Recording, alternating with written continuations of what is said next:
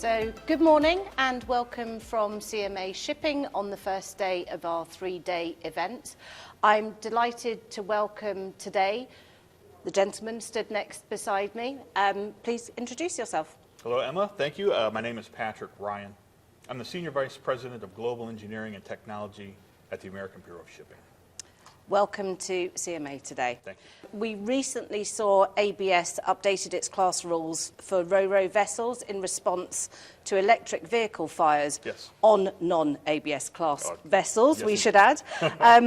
As the energy transition continues, how important is it going to be to adapt quickly as a classification society to changes on the ground? Thanks, Emma. Great question, and I'm glad to start off here. We talk often at ABS about the unintended safety consequences of decarbonization. We talk about it all the time, and we generally are talking about decarbonization of the vessels, but certainly we have a mind to the cargo as well. A little over a year ago, we put out a bunch of rule changes relative to container vessels to include a very dramatic flood the whole hold in the event of a possible fire. And the ro-ro change was the successor to that update. So it actually started about a year ago. So we're actually kind of fortunate relative to the time where it really started to hit the mainstream consciousness and the press because of recent events. But it was a long time coming. And when we talk about rule changes and adapting to new technology, being able to be agile and be non-prescriptive is the name of the game in class. What are the key upcoming regulatory changes that companies in the maritime industry should be prepared for? Yeah, thanks, Emma. The one that I've got my eye on, the Intersessional Working Group for Decarbonization within IMO recently indicated that they may be pivoting from a tank-to-wake to a well-to-wake accounting profile for carbon.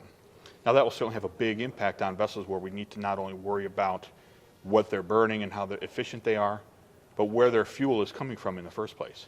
And I think that would have a potentially very large impact on the industry. Does ABS have main technologies it is focusing on supporting to enable decarbonisation in the maritime industry? Yeah, well, as a class society, of course, we have to keep a very broad perspective, which is our approach.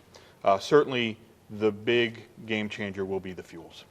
So as we pivot potentially from dual fuel LNG to likely methanol, potentially ammonia, and then likely to a hydrogen-based infrastructure with carbon capture, those are kind of our big focal points.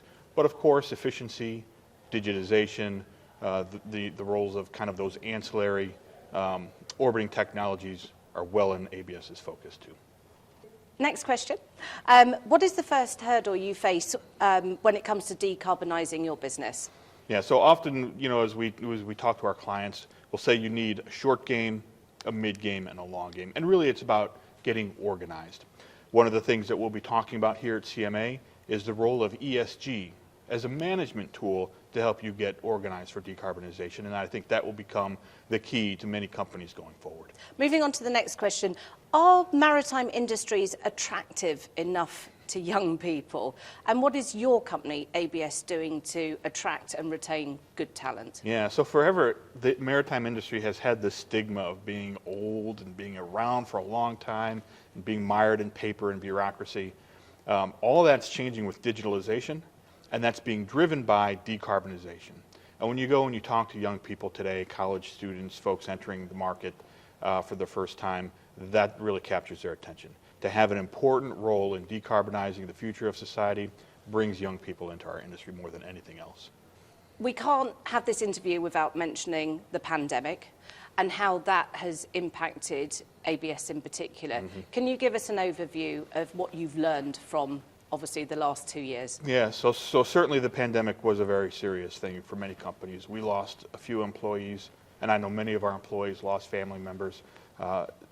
I'm grateful, I'm excited that we're finally starting to exit that. When we look back at that period of time and what that was able to do, we really accelerated our remote survey capabilities and technologies because many of our owners didn't want our surveyors aboard the vessel, but we still needed to maintain that safety footing. And so remote survey went from kind of an interesting technology to something that may be mainstream going forward. So that as we come out of the pandemic, and of course, interpersonal conversations become very important coming out of the pandemic too. But I think remote survey would probably be the biggest change for us coming out of COVID-19. Well, thank you, Patrick. That was a fascinating, quick insight into ABS, and we appreciate your time today and wish you luck at CMA Shipping over the coming days. Thank you, Emma. It was delightful to be here in person, indeed. Absolutely. Thank you, Patrick. Thank you.